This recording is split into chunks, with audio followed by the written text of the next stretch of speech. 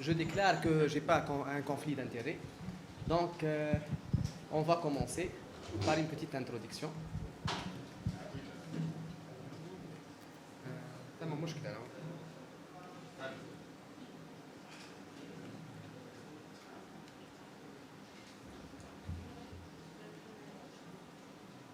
مرزين شويه الاورديناتور بتاعه. مش مزيان ما يتعدى حتى شيء.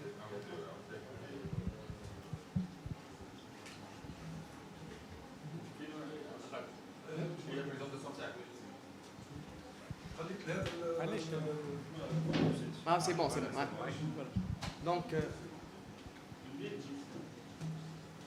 Donc, la dissection coronaire, comme vous le savez, c'est un problème qui est assez rare, mais c'est une complication qui est effrayeuse. Donc, pour manager cette complication,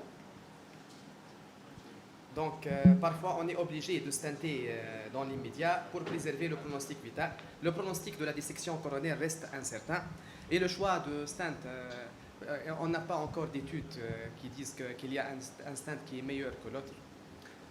Donc, on va commencer par notre cas clinique. Il s'agit d'un patient âgé de 75 ans qui a comme antécédent un diabète type 2 au stade de complications dégénératives, qui a eu déjà une angioplastie coronaire du tronc commun gauche, c'est une lésion de bifurcation il y a 2 ans, avec une angioplastie complexe, technique à 2 stents. Il est admis actuellement dans notre service pour un syndrome coronarien STMO-troponine positif.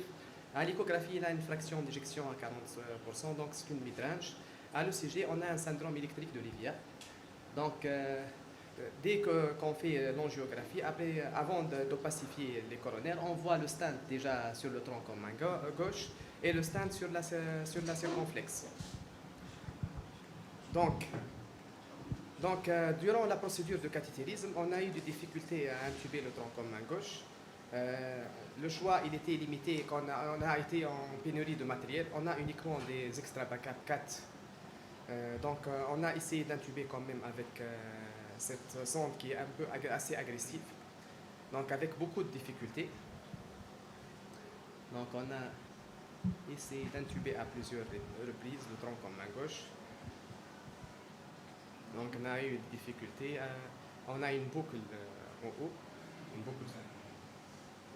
Non, on a engagé le tronc commun gauche. C'est pour montrer la difficulté. Donc, puis on a fait la pacification du tronc commun gauche. Donc, dès l'angiographie, on voit une résonance interstinte qui est très serrée, très serrée au niveau de l'ivia proximale. Donc, c'est une résonance interstinte qui est très serrée. Le stent de la circonflexe, il est parfaitement perméable. Donc, à ce stade, est-ce qu'il faut continuer à injecter et faire les autres incidences? Est-ce qu'il faut changer de cathéter guide?